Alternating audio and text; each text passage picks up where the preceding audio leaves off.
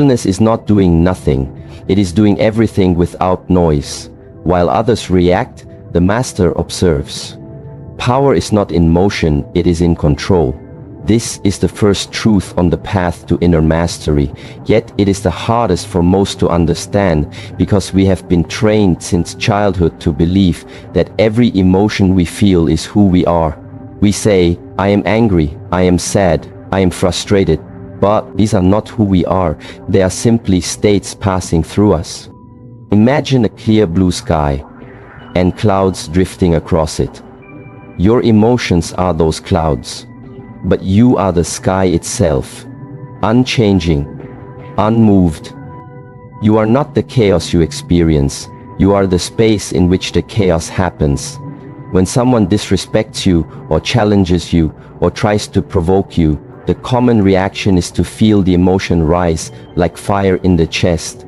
The heart beats faster, the breath shortens, the fists clench, and before you know it, you are caught in the moment.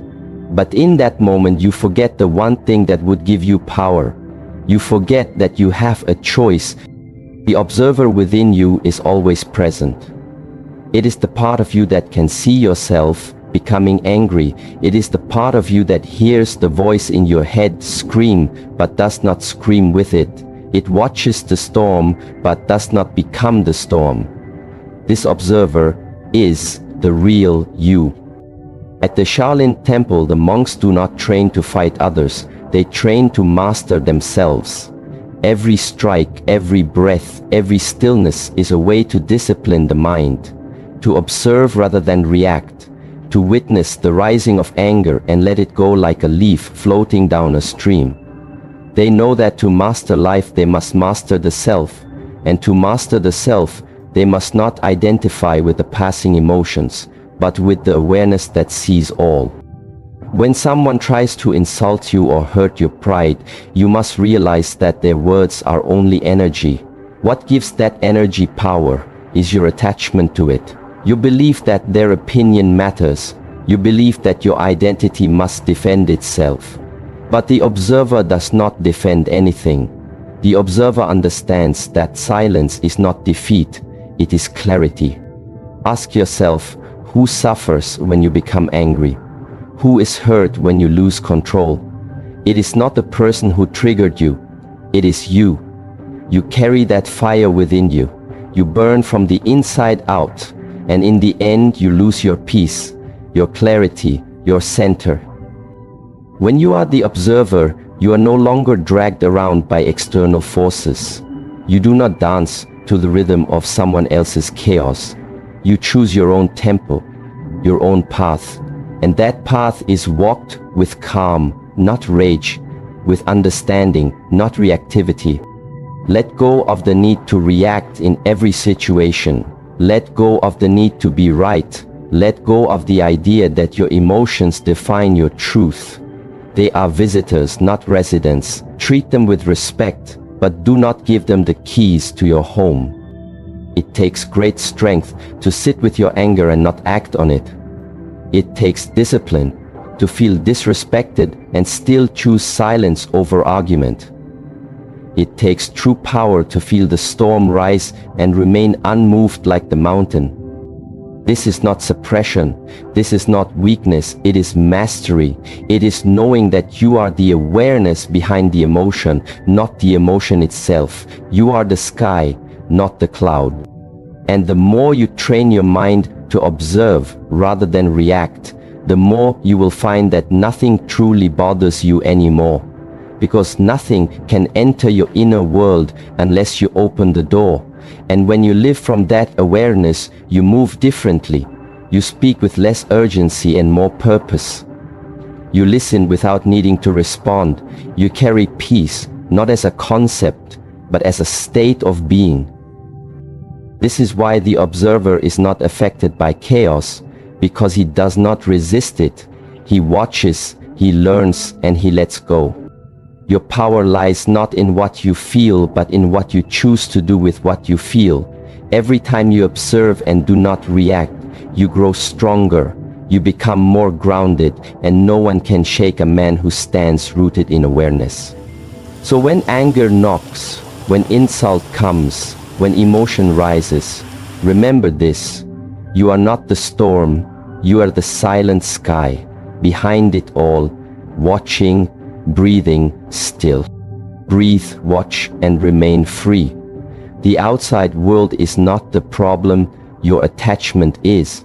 Many people spend their entire lives trying to control what happens around them. They try to change people, fix circumstances, avoid discomfort, chase security, but no matter how much they rearrange the world, the inner conflict remains, and they wonder why they still feel disturbed, why they still get hurt, why they still get angry.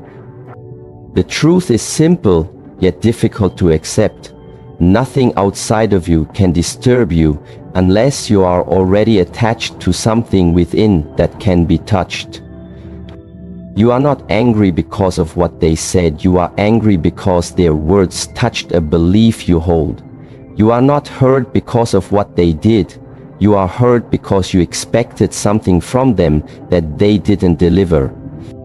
Attachment is invisible, yet it controls you without your awareness. Attachment is the invisible thread that connects your peace to something or someone outside yourself. And when that thing moves, your peace moves with it. At the Shaolin temple, the monks practice detachment not because they do not care, but because they understand that freedom cannot exist where attachment does.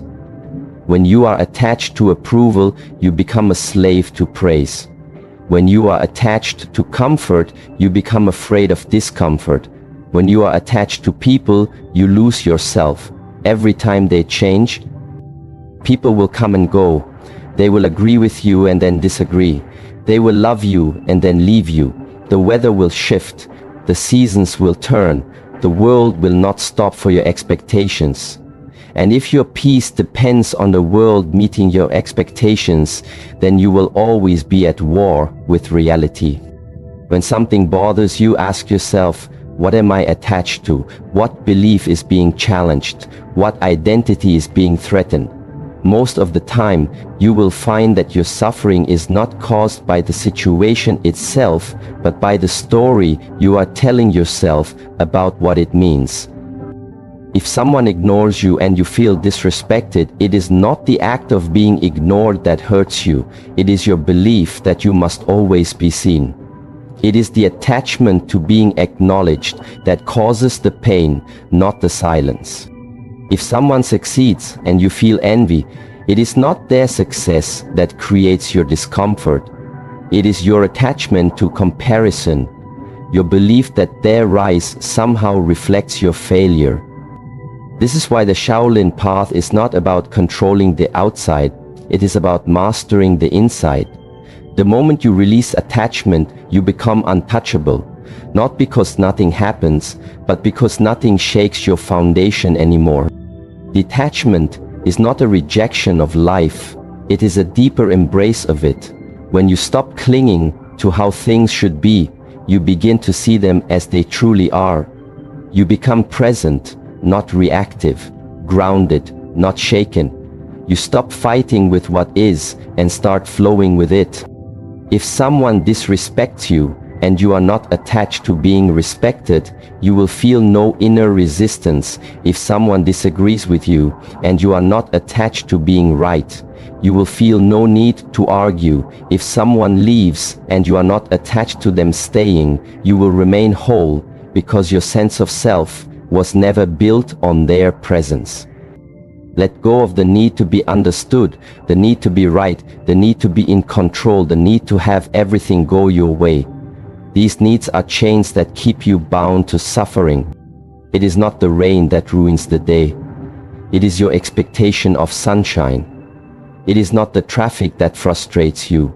It is your attachment to speed. It is not the silence of someone else that hurts you.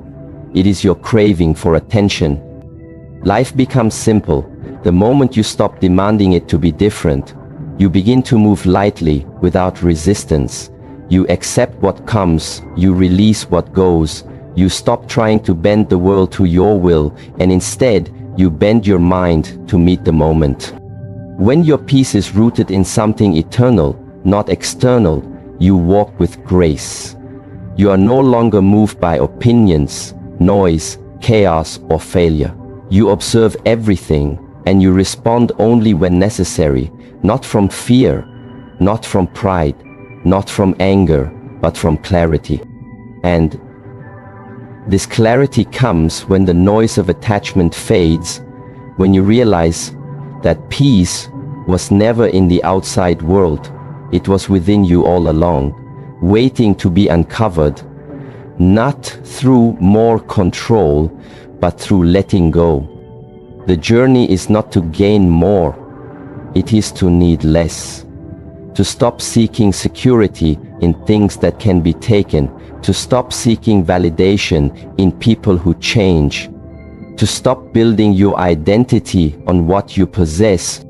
When you let go, you do not lose anything. You gain everything. You gain freedom, strength, presence, and unshakable peace. So let go of the illusion that the world must behave for you to be happy. It is not the world that disturbs you. It is your clinging to how it should be.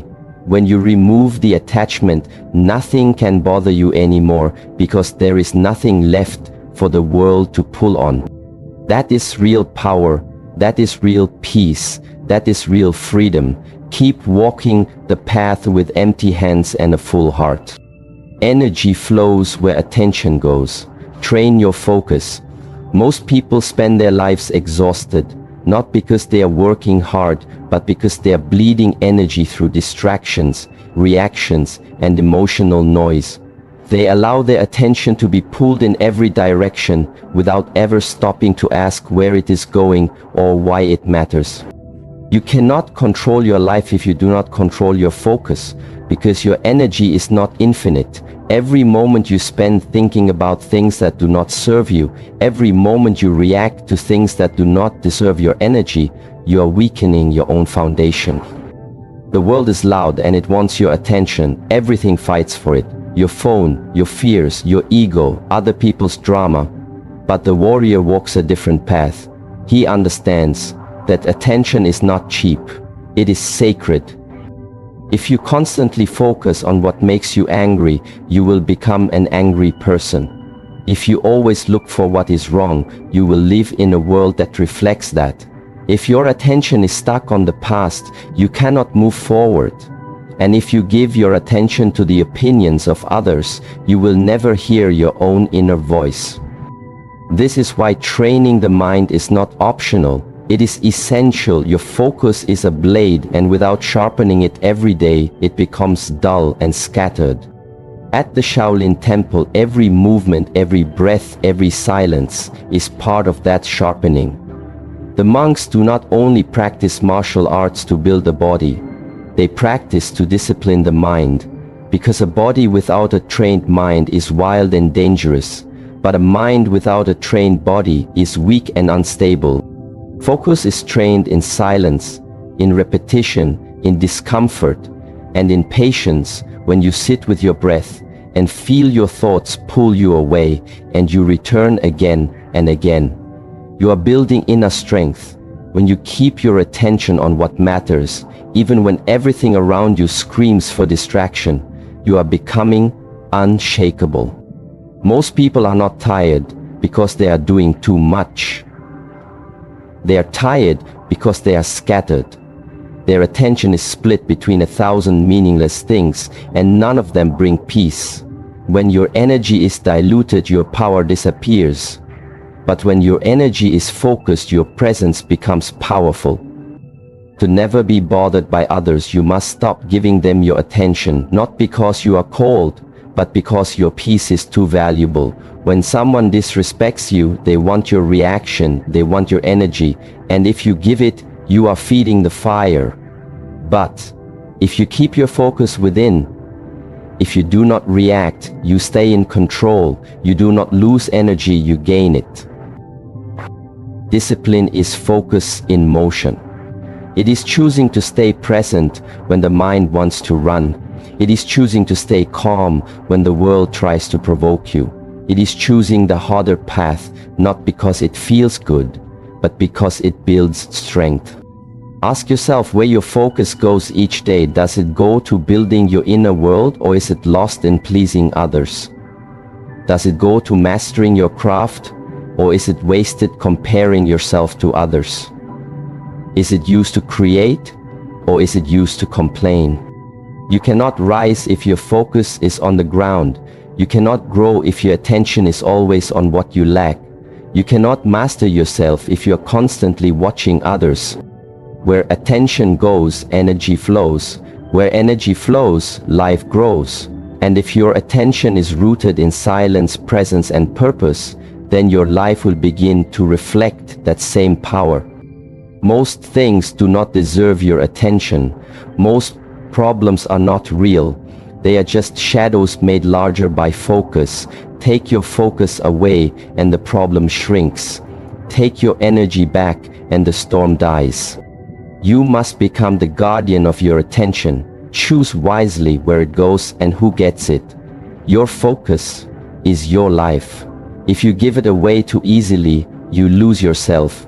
But if you direct it with purpose, you become unstoppable. Your peace, your strength, your growth, they all begin with focus. The more you train it, the less the world can disturb you, because you no longer give your power away for free. Keep your eyes on the path. Keep your energy within, and let every step be a reflection of your discipline and awareness. Stillness is not weakness, it is mastery in silence.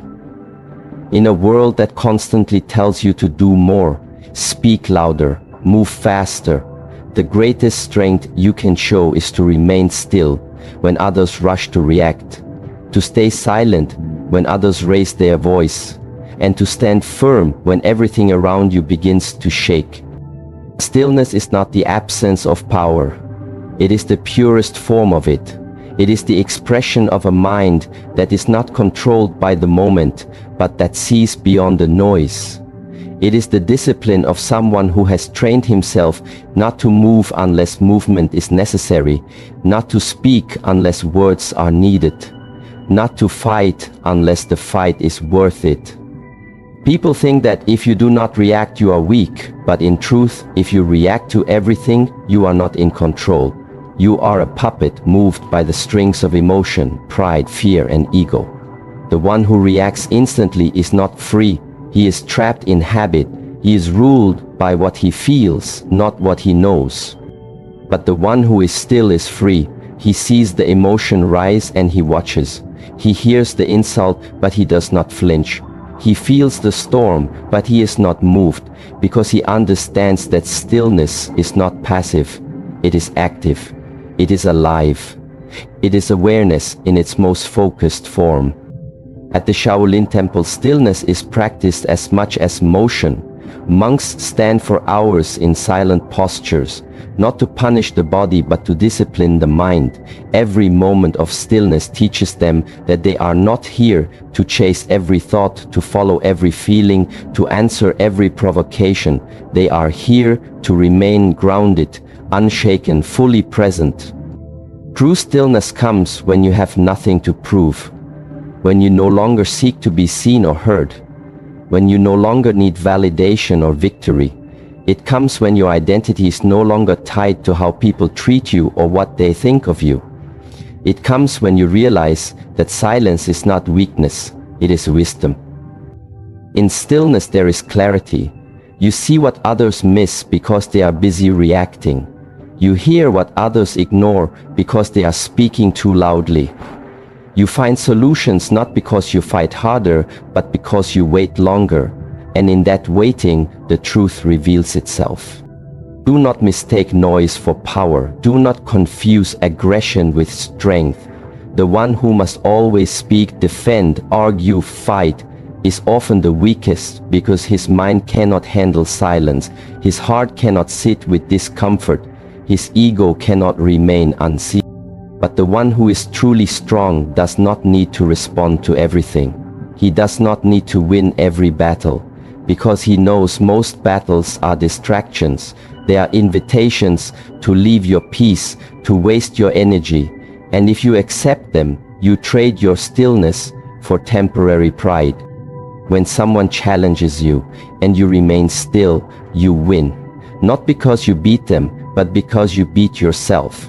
The reactive self, the proud self, the insecure self. You prove that you are no longer controlled by the lower mind, but guided by the higher one. Stillness does not mean inaction, it means right action. It means responding, not reacting. It means acting from awareness, not emotion. It means waiting for the right moment, and when that moment comes, moving with precision, power, and purpose. To be still is to be watchful. To be still is to be calm while others panic. To be still is to listen before speaking, to think before moving, and to be unmoved when others try to shake you. Stillness is the root of discipline. It is the mirror of your mind. If your mind is chaotic, you cannot sit still. If your heart is restless, you cannot be silent. If your spirit is unsettled, you cannot stay calm. But if you train every day to sit in silence, to breathe through discomfort, to hold your ground without being pulled, you begin to build a strength that no one can see, but everyone feels. You begin to radiate presence, calm, focus, and when others look at you, they do not see weakness, they see depth. They see power under control. Stillness is the art of holding your sword without needing to swing it, of standing your ground without needing to prove it, of being at peace while the world burns and yet being ready to move the moment purpose calls. When you are still, you begin to see that most things do not deserve your reaction. Most arguments are empty. Most chaos is noise. Most people are just mirrors reflecting their own pain, and if you absorb all of it, you lose your center. But if you remain still, you reflect nothing, you absorb nothing, you allow everything to pass through you, like wind through a forest, and nothing can move you unless you allow it. This is the way of the master. This is the discipline of the one who walks with silence, not as escape, but as a weapon. The still mind is the strongest mind. The still man is the most dangerous